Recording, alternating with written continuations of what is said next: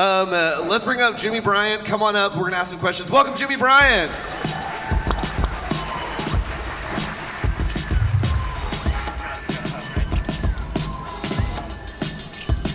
Let's keep the tradition of hugs going. If you're speaking, hugs required. Awkward dancing hugs. Look at that guy. Oh, It's a good headshot right there. It's a good one. Big smiles. All right, so Jimmy, hi. Atomicchild. Yes. You run Atomicchild. What are those? Let's talk about that real quick. so I've decided in life that I will take the chances with the shoes and dress, generically the rest of the time. I want to scoop those and put them on an ice cream cone. That's how I feel about it. Okay, so I was reading bios on websites to prepare or whatever, and I saw a client that we have to talk about before we talk about other things. Okay. You do work for Michael Bolton? I'll talk in my speech too, but I Cool. spent a long time doing band merch design, and just 1 year I randomly got to do the whole tour from Michael Bolton, which is completely ridiculous. What a dream. I think the best part about that job though was after the tour, and he must have had like a little bit of a hot period again. I think it was Hot Topic. They wanted to do like joke shirts for Mike Bolton, so I got to do like the badge from Office Space. So I got to do that as well. Yes, right after that, this is the tale. Yeah. All right, so Jimmy Bryant, everybody, you run Atomicchild, and Atomicchild has a intersection of two things that are kind of niche. You have design and art that you're incorporating, but also outdoor stuff. I wouldn't put together right away. How did you find that niche and that like cross section of creativity? I think, I'll talk about this as well. I grew up on a small farm, so out in the country, living out in nature. And then when I went to college, I moved to Colorado. So obviously, if you've ever been there, that's all surrounded by nature. And I've just always loved drawing nature. And it's way easier to draw a tree than it is to draw a person. Yes, especially hands. Yeah. All right, so I'll leave the stage to you. Have fun with your slides, everybody. Jimmy Bryant.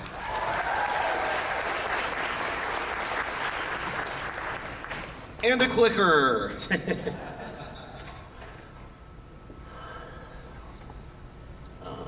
What? Can't see on. Okay. Okay. So my name is Jimmy Bryant. What I'm going to talk about today is building your own brand, patience, and perseverance.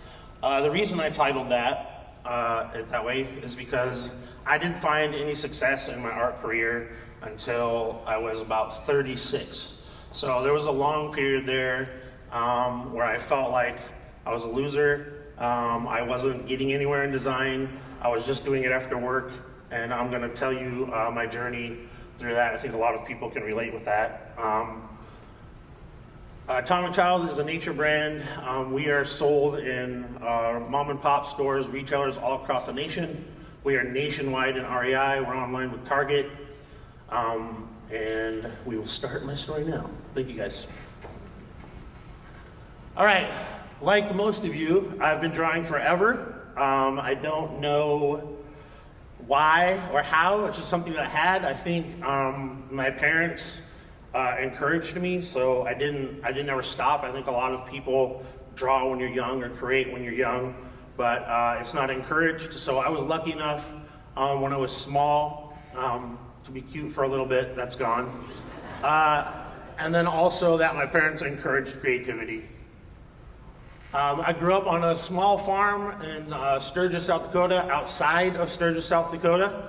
So I was isolated. I had a lot of time to draw to myself. The next closest neighbor was 2 or 3 miles away. So just so you can see, yes, it was that kind of small farm. That was one of our pet pigs there, Izzy.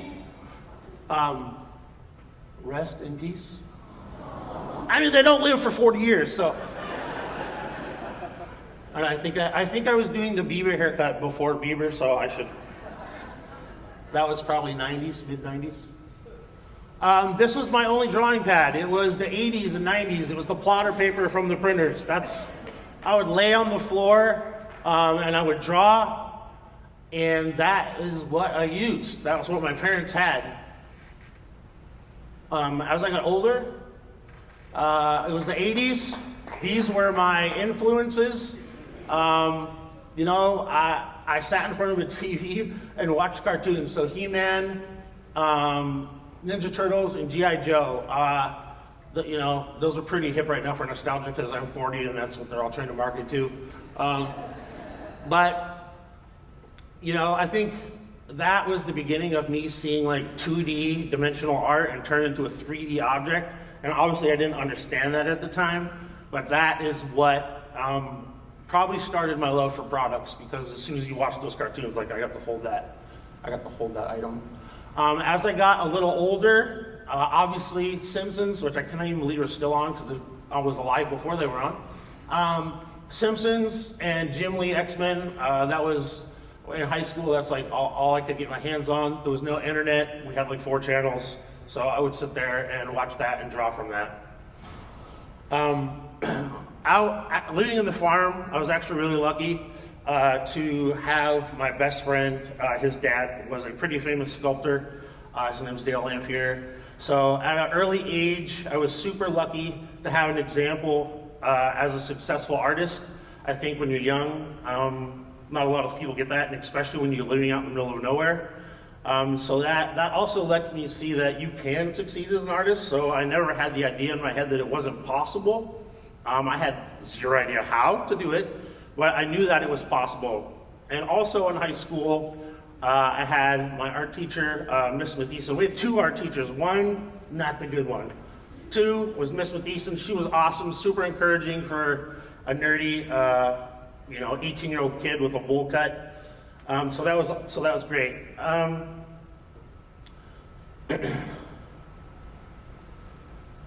All right, so I'm 18, it's the late 90s. What do? You're supposed to go to college, that's what you're supposed to do. So I applied to a couple different places. The first place I applied was Nebraska. Thankfully, I didn't get in there. So back in those days, I took pictures with a Polaroid, put them in an envelope, and I sent them to a college in Colorado, and I got accepted. Later, I found out they just accepted everybody, but I felt special at the moment.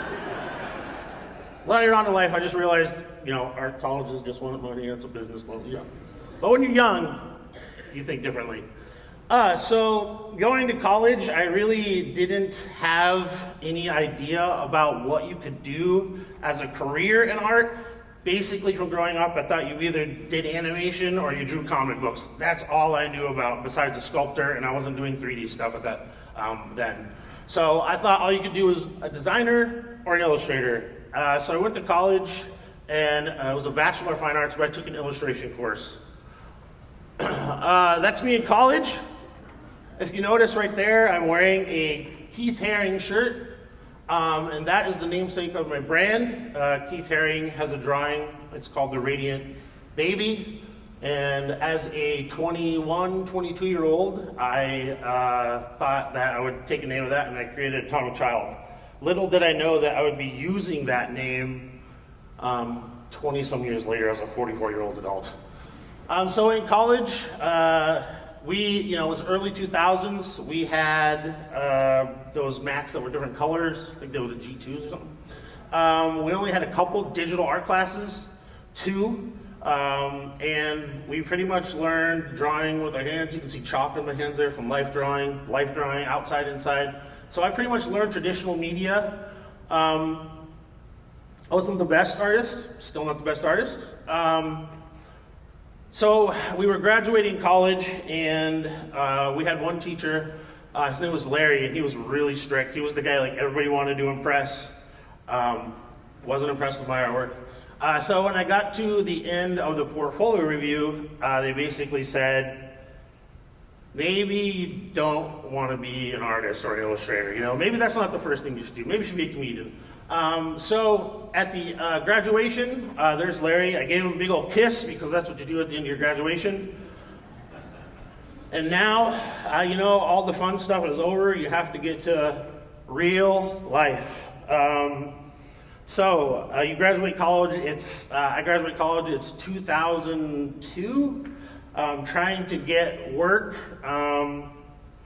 You know, all you can really do at that time, I'm living in Denver. It's not like I'm living in a big city where you can just talk to people, go connect with people. So I'm trying to email all these people. I'm getting art jobs. I'm getting a few here and there, just locally. But the craziest thing for me was that after college and after spending, well, I didn't spend it, the government did at the time, $70,000 on an art degree. No one ever asked for my art degree. I don't even know where it is. No one's ever asked for it. So that was really a shocker after going to college. But it's also one good thing about doing the creative industry is people usually don't care about your degree, they just want to see your artwork. So I started doing artwork in small magazines, local newspapers. I was drawing, I was still painting at that point by hand, and then I would scan them in and put it together. So I started to get a little bit of work. I was still just working my regular job. It was pretty hard during that time. You know, I was like probably from 22, 23 to 25. Maybe 20, what's that, 2000, so 26.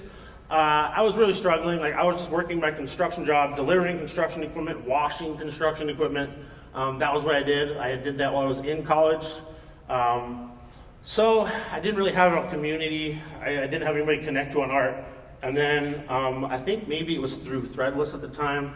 I had this other artist that told me about this website called MTs. This site was, this is before messaging. This is basically a message board for artists in all over the United States. Like, art directors from the music industry met there, and you could basically post art at that time, and if they liked it, you could get a job. I think when I was doing that, I realized that I just liked to see my art on products, so you would mock your shirt up on a t-shirt and then put it up there. So that was another thing of me really loving to create products. I did a lot of band merch design during that time. For every terrible band in the early 2000s, I probably did a design for them, equally as terrible. But this was work, and it started to fuel in me that I could get jobs online. So as you do, when you start designing t-shirts for other people and bands, and like you start selling designs, you think, people really love my work, not understanding that just buy anything with a band name on it. So of course, I have to start my own brand. So I started my own brand probably like 26, 27. I guess you can probably know what comes next. Nobody bought these. They sat in boxes forever. I probably got rid of those like 10 years ago. That was my first attempt at starting my own company and not being prepared and just getting a credit card and charging it up and just thinking you can post something online and anybody's going to instantly buy your work. But, you know, being on a site, it was the first time posting artwork online and then leading the jobs. So that really showed me that even back then, before like all the social media we have now, that posting and putting your work out there can get you work. So do not create art in a vacuum. I think there's probably the best artists in the world, better than anybody here, better than me, better than anybody, is sitting in a room and they're not telling anybody that they're creating. So make sure you post your art, make sure you share it, your artwork. Show people your work. You know, it just doesn't do any good sitting in your, I guess now you would just say sitting in your files, right? That's what's happening. So show people your artwork, put it out there. You never know what can happen when you do that. Here's some more band designs that I was doing. I did this for over a decade. But, you know, I don't know if any of you have ever heard anything about designing for bands. Most bands, there's some that are good, but it's pretty terrible pay, still to this day. I think the first time I realized that was I went to a concert of a band that I had designed, and I stood there, and I think maybe I had got $150 for this design. And I saw them make that in 2 seconds, and I was just like, this is not the way. You can't make a living on this. But I was getting regular work, so I did designs for hundreds of bands. You know, you would think that, obviously once you start building your portfolio and you're able to show everybody that you work for those bands, you keep getting that kind of work. So you definitely, if you don't like that, don't put that in your portfolio. I had tried many different ways to try and find, like, where does my artwork fit in? Like you saw before, I tried doing editorial illustration, and that just didn't really work out. I didn't get jobs, so I was just trying to find a path to make a living. And doing all this while I was working, you know, this is my full-time job, this is just after work. So I did design work for hundreds of bands. So you can see here, I did a ton of different bands over the years, and you would think, oh, look at all this, this is awesome. You probably made a lot of money. No, I did not. But because of that, and you put all those, you know, you put all these names in your portfolio and you start thinking, all right, I'm good. I think I can like work for myself. We were living in California, and it was during 2008, 2007 turn down.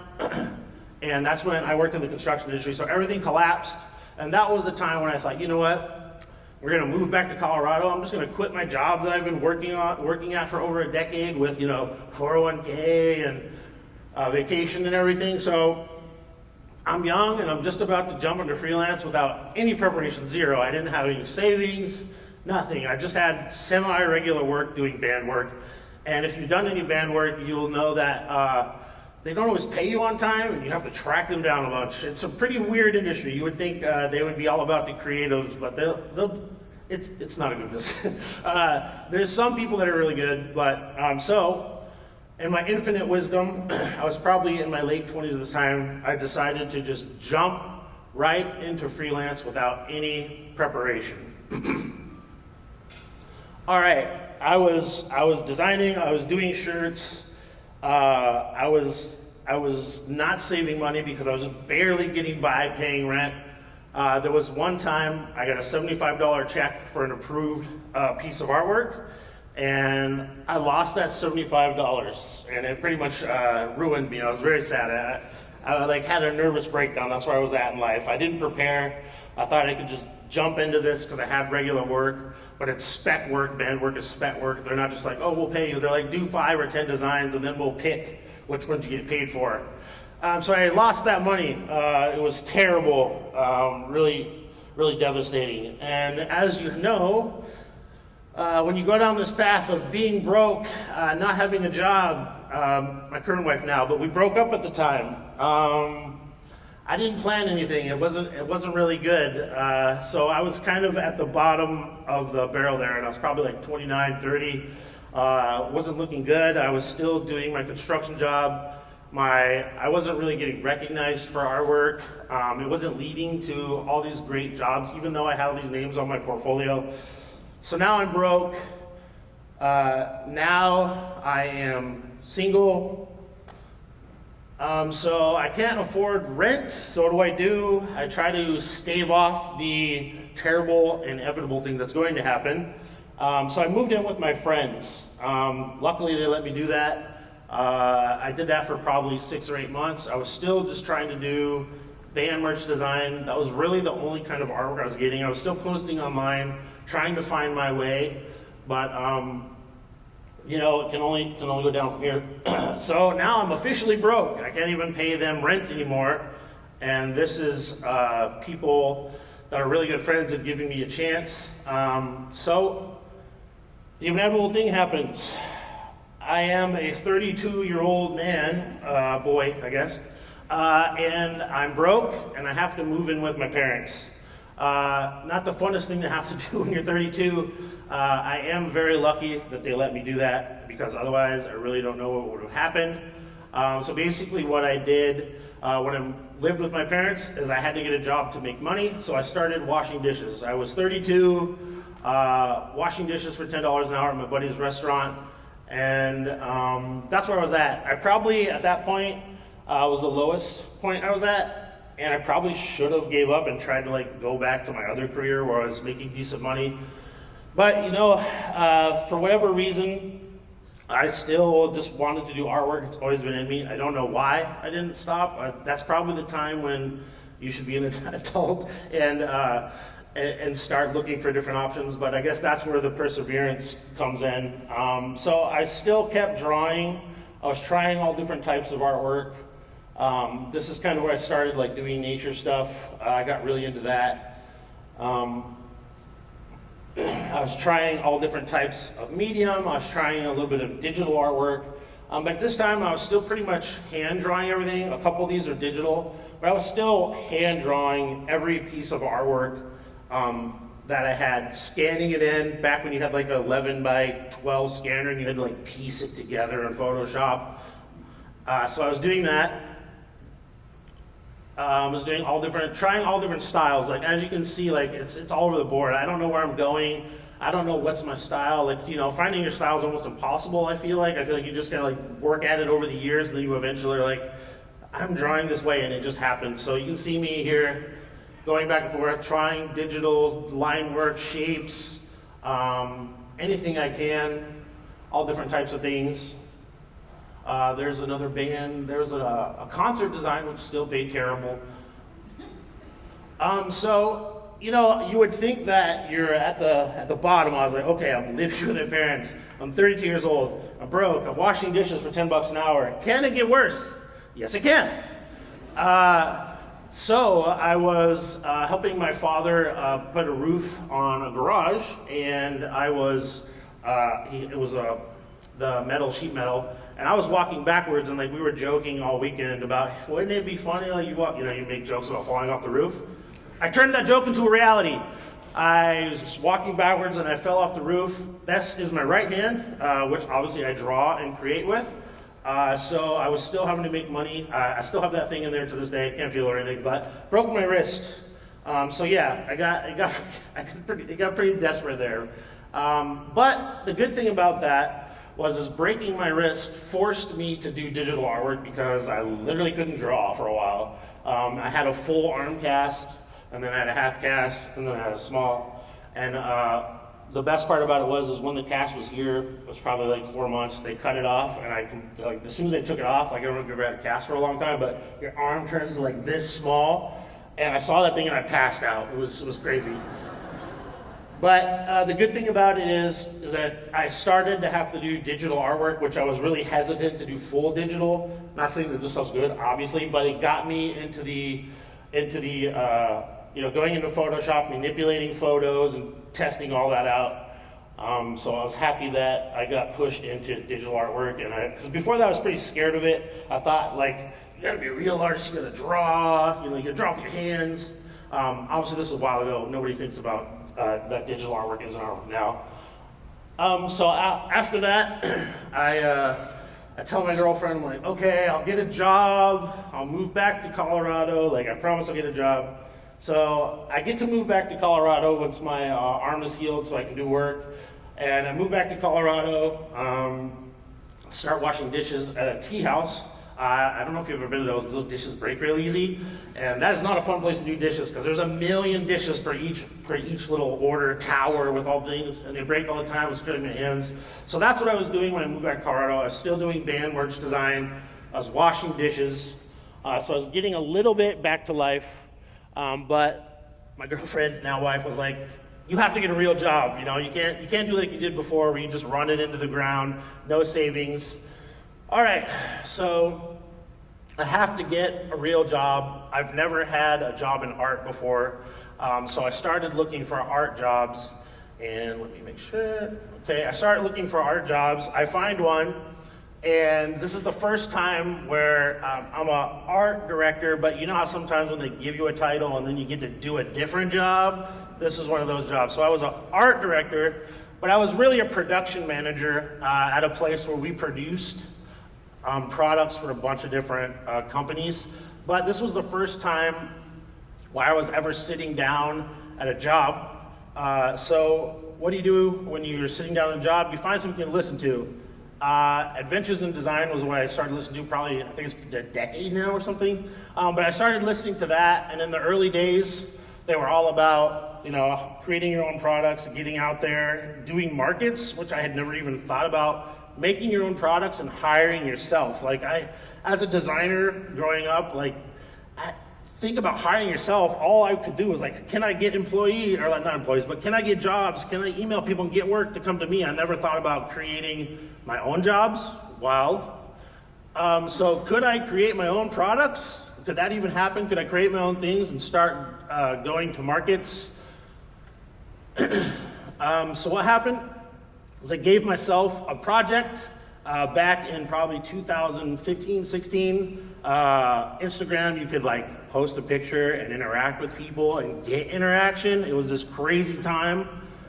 So everybody at that time was doing like these year projects, and I gave myself a 365-day project where I created a design every day. I started doing that digital. So I was doing new art 365 days. I was doing a digital piece every day. I started getting a lot of freelance work that was based off this digital style that I was doing. I kind of have two different styles. So I started like this because it was easy to do. I just use a pen tool and Photoshop. I hate Illustrator. So I was just using Photoshop, and I was creating a new piece every day. And I think the coolest thing about this project in 2016-17 was that I created 365 designs, and I had no idea what was gonna happen with those designs. I think when you give yourself a project, we all think we need to have this goal and what are these gonna become. Even at this time, I had no idea that I'd be creating a brand based around this stuff. So like that Yeti design and that peace sign design are two of my most well-known designs. We've sold hundreds of thousands of units of both of those, and that was just off a self-initiated project. Nothing I would have ever thought that those were the designs. So, and then this was the other style. I was doing more illustrative style. So I was just cranking out designs, not knowing where this was gonna go.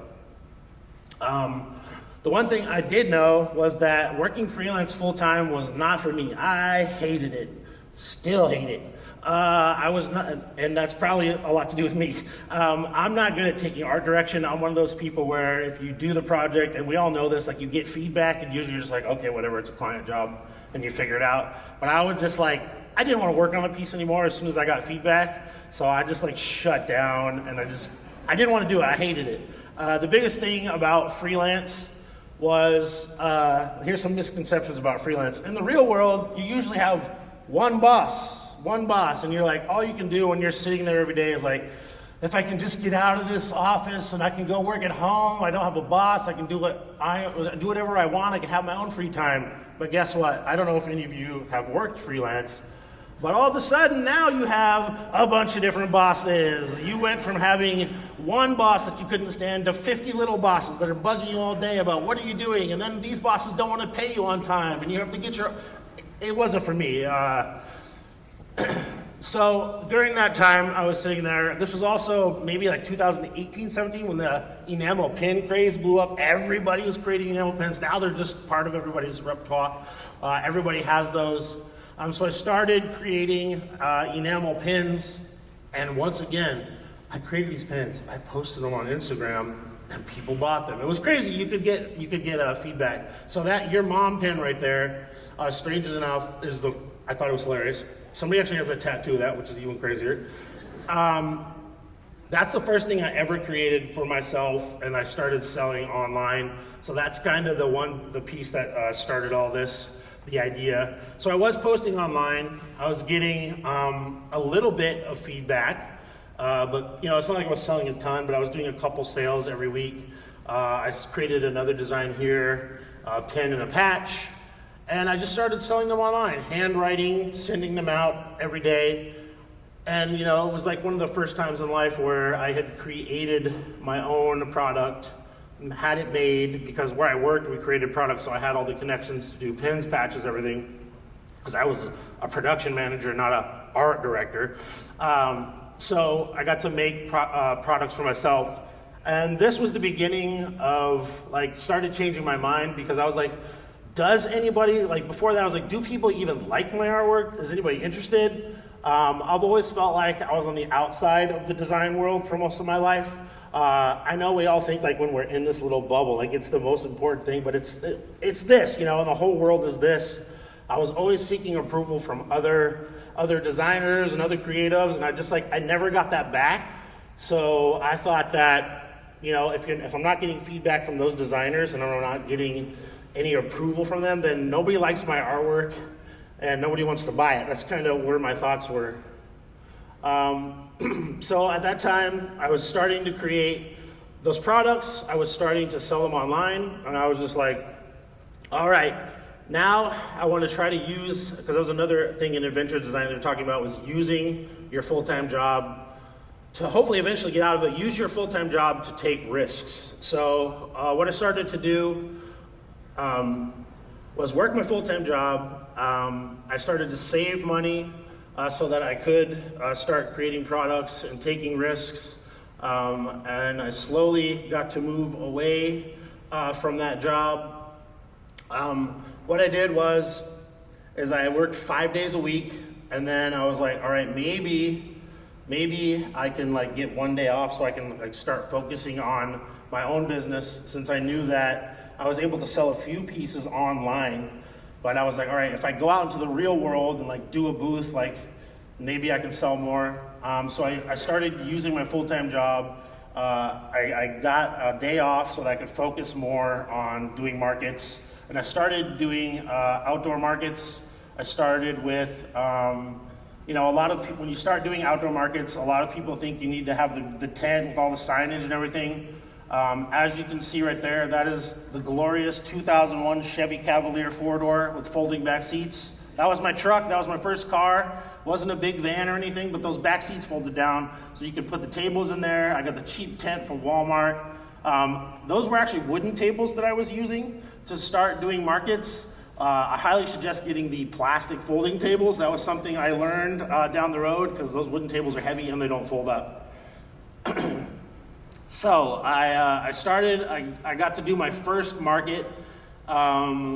I probably did between 800 to 1,200 in a weekend, and that was just this just blew my mind, because previously, before that, I had always sought approval from designers and fellow creatives. And I just know what it was, my artwork never clicked in that genre, and I just thought nobody wanted it. But I was out there selling products to real people, and people were buying it. They liked it. So I was getting feedback from the customer, because in the real world, we have all of our design friends, even everybody here, it's great, we're gonna buy each other's stuff, but we can't buy each other's stuff enough to support all of us, because we're so small. The real world is this, so you have to go out there and talk to real people, real customers. You can see I even have a handwritten sign there. Don't do that, it looks really unprofessional. At least with my handwriting. My handwriting is terrible. So I did that, started to really change my mind. I realized okay, on the weekends, I can sell this. I can make just about as much money as I was making at work. That was the moment that changed my life, changed my thinking. I was no longer trying to seek, just being popular in the design world or getting sales from the design world. I started going out in the real world, and I knew that in the real world, people wanted to buy my products. So that was a huge life-changing moment, because when you realize that the customer base is normal people that really don't know anything about design or care, really, they just want to buy what they like. At 36, I was probably around 36 then, I really was starting to think, probably before that weekend, that I would never be a successful artist. Before that, I was doing band merch design. I wasn't getting any other type of artwork. I wasn't going to any conventions. I wasn't getting invited to do any talks. I wasn't doing anything. So I had this long journey from 20-ish to 36, where there was plenty of time in there that I probably should have given up. I was definitely at my lowest, and I started to think that it would never happen for me. But I was no longer waiting on somebody else. I was hiring myself. I think that was the biggest change, was that for all those years where I was desperate and felt like I wasn't being successful, I was trying to get other people to make my life for me, and I wasn't investing in myself to change my own life. So that weekend was a huge moment that I realized that I could invest in myself, I could make my own products, and I could sell them, and that would change my life by creating my own magic. But real life at the time, even though I was doing those shows. I still couldn't quit my job. I wasn't making enough money to quit my job. So I had to still do markets. I needed a plan to quit my job. So that's when I started. So I was doing 4 days, and I was like, all right, if I'm working 4 days, I was like, all right, what if I could go to 3 days? What if that happened? That's kind of weird to ask your boss, but I worked for a small company, so we were friends at that point. So I was like, can I take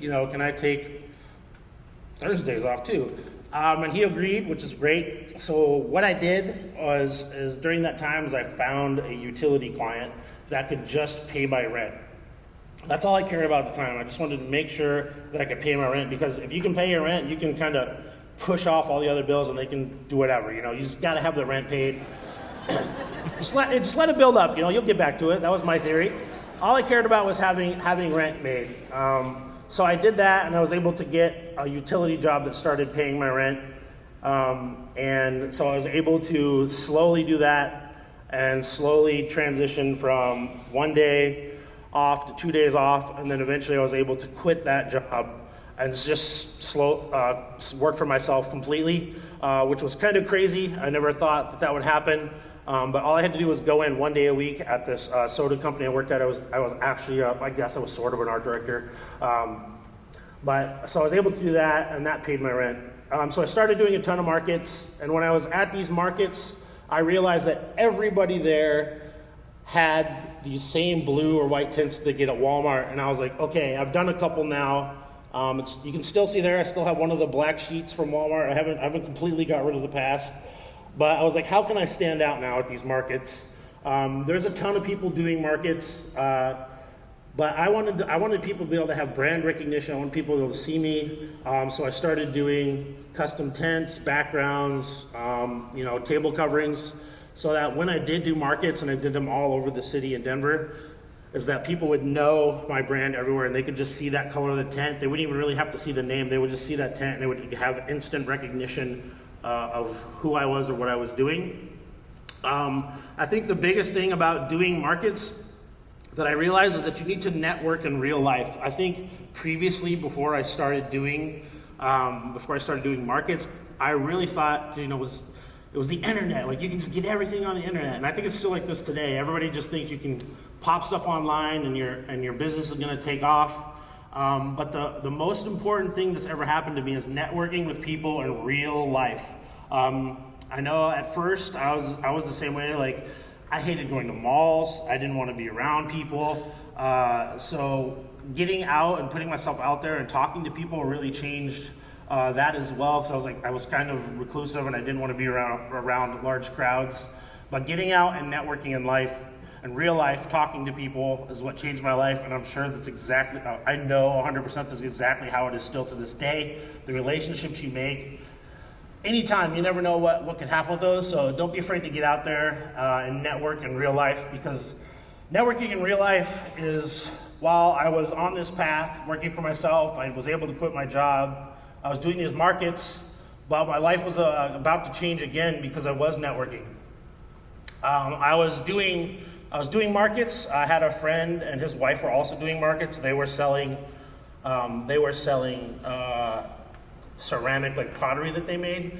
And he worked at REI. I think he was just one of the people that worked on the floor, but like we did a couple different events together, got to know each other. One time he was just passively like, would you like to be an REI? And I was just like, yeah, that would be awesome. Not thinking like, you never take that seriously, like, okay. So as in life, I think there's a lot to do about luck with success. During that time, and like he said that, it was probably 6 or 8 months later, REI gets back to me, and they're like, we need you to come up to Kent, Washington. We want you to do a presentation and see if we can have your products in all of our stores or in our location. So I went up there, pretty much dressed like this. I don't dress up. So I go up there, I have a Ziploc bag full of stickers and pins and patches. And I walk into this room, I walk by all these other rooms, they have glass windows so you can look in, and there's like guys in suits, like doing these presentations. And I'm just like, oh man, what did I do? So I go in there, it's a room with 4 people sitting at tables. I slap my plastic bags down, open them up. And obviously at this point, like they like my artwork, but they see it's just me. So they're like, is this brand just you? And I'm like, yeah, it's just me. So they were like, they liked it, but they were like, well, it's just you. I don't know if you could be in every store. I don't think you could really handle it as one person. I had never done that before. So they were like, well, maybe we could do like an artist collab with you, or maybe we can do something local. And so that was kind of where that was left out. So luck is a part of your journey, but if you don't put yourself out there, it's not going to happen. Luck happens when you put work out there and you put yourself out there. So you know what? I had that information in the back of my head, but I couldn't just rely on that. I didn't know what was going to happen with that. So I started doing markets. We started doing markets every weekend, 1 or 2 different markets. It was me, my wife, family members, just started doing them every weekend. Luckily, in Denver, Colorado, and in most cities, there's farmers markets, there's artist markets, there's beer fests, there's all kinds of different things. And like farmers markets these days are no longer farmers markets. They're like maybe 3 or 4 of the markets that I've done the whole time were actual where they sell produce, but now it's all just people creating and selling their wares. And there's a lot of people out there, which this was totally life-changing as well. There's people out there doing those markets, and when you walk in, you see all those booths. Like for me, before I started doing it, you just assume like, oh, these are things people are doing on the weekends or whatever. But as I got to know these people, there's people there doing hundreds of thousands. There's some people there doing millions of dollars just doing markets. You don't know about these people. They're just out there hustling every weekend and making money. So this is a really good path. I think my first year just doing markets, I did 50,000. And then I think my second year, we did about 150,000 just in markets, nothing else. So we were doing markets all the time.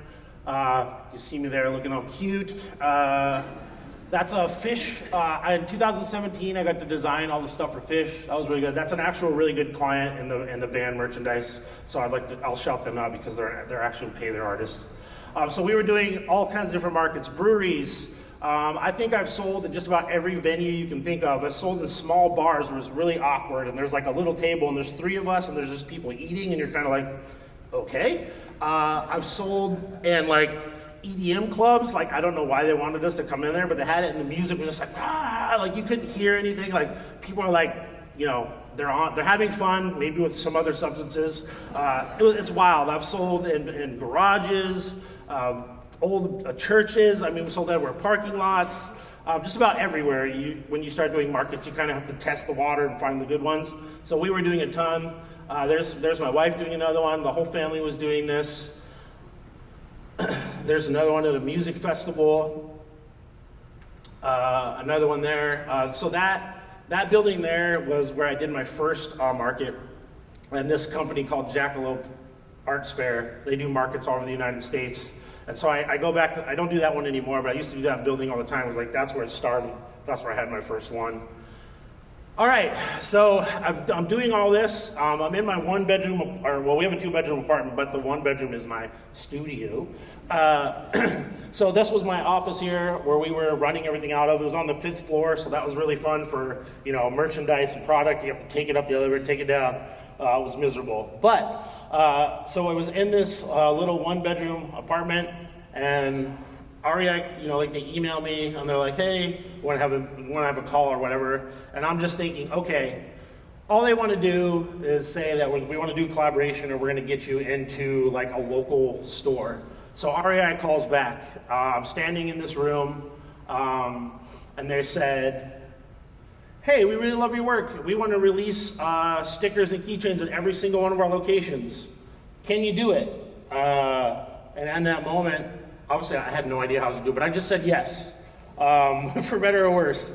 So I said yes. I took a risk. Take risks. Do things that are uncomfortable. You can figure them out afterwards. Even with larger corporations, it's not like they double check to see if you're going to do it. You have to either show up and do it, or they're never going to come back and talk to you and give you a chance again. So I said yes. I think this is probably the first time I ever had a panic attack because we got an order, the very first order, never having done this. I had to figure out how to do packaging and everything. We packed 30,000 units. Super stressful right there. That's the island in our little 2-bedroom apartment. We didn't have a table. Like, that's where we packed it all. Me and my wife, friends came over on the weekends. The reason I had a panic attack, I don't know if anybody's ever had thing in retail, but there's all kinds of different things you have to follow. And if you don't, they charge you back. So that's a terrible feeling. So we packed all these, and then I was like reading instructions for the millionth time just to make sure. And on there, it's like, you have to have country of origin, and I hadn't done that. So like, I was like, oh God, I have to get stickers, and we have to sticker every single one of these. So that really gave me a panic attack. But we packed it, we got it out. It probably took us like a month or two. Luckily, with that first order, they had leeway with that. Now when we do orders with REI, they're like, you gotta have it done in like 7 days. So the first order goes out, super life-changing. It goes out the door. These are the stickers that were initially in REI. We're in every REI. We're right up by the register. If you go in there, you'll see our stickers packaged. You can't miss them. The craziest thing about the stickers is that we've sold over 1 million. This is where we first started. It was in the basement of a house. That was the first place we ever sold product. We moved into this house. I was like, oh, we'll never need anything bigger than this. 6 months, we had to move out of that. We moved into our first warehouse. This was a 1,500 square foot warehouse. This was all the dreams that I ever had. I thought it would never get any bigger than that. Well, we had to move out of that. Here are some of the products that we currently do. We do a ton of different products. We have probably like 500, 600 SKUs. Blankets, mugs, stickers, fanny packs. I'm selling up in the area. Shirts. To grow your brand, you have to learn the business side as well. Once you start scaling, you can't just rely on the creative side. You need to learn the business or hire people to do that, like an accountant and a bookkeeper. I have both of those. So we had to move into our current warehouse, which is 3,000 square feet. I was like, oh, we'll never fill that up. That thing's full now. So we have a 3,000 square foot warehouse stacked full of stuff. I have 5 or 6 employees. It rotates. Sales reps were sold all over the United States. Some takeaways from this talk. Instant success doesn't happen for most of us. Most people fail because they quit. You don't have to be successful in your 20s to make it. You can keep pushing. You just have to figure out how much pain you want to go through, living with your parents, breaking your arm, doing all that. Post your work online. Use social media as a tool. I know it's a task and it's not fun, but using social media as a tool can change your life as well. And create around something you're passionate about so that you can do it for the long run. It's not just me, it's my employees. They help me every day. They're there right now working. Was it Saturday or Friday? I don't even know what day it is. But they're working. I can't do without my employees. And obviously I can't do without my wife and my child. She's supported me forever.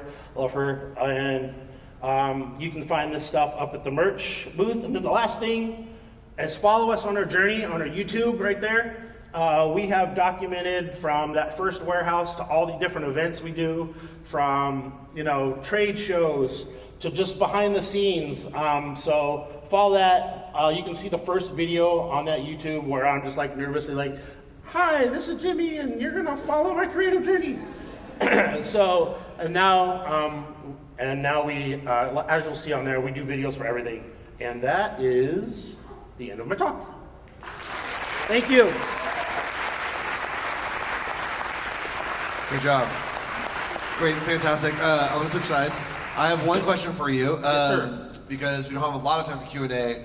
So, do you still have a dream client, or have you become your own dream client? Is there still that one that you're like, I hire myself, but also, or are you just fully ready to do your own thing? No, I mean, I'll do freelance work if it's something that works with the brand or will help enhance the brand. Other than that, I don't want to work for anybody ever again.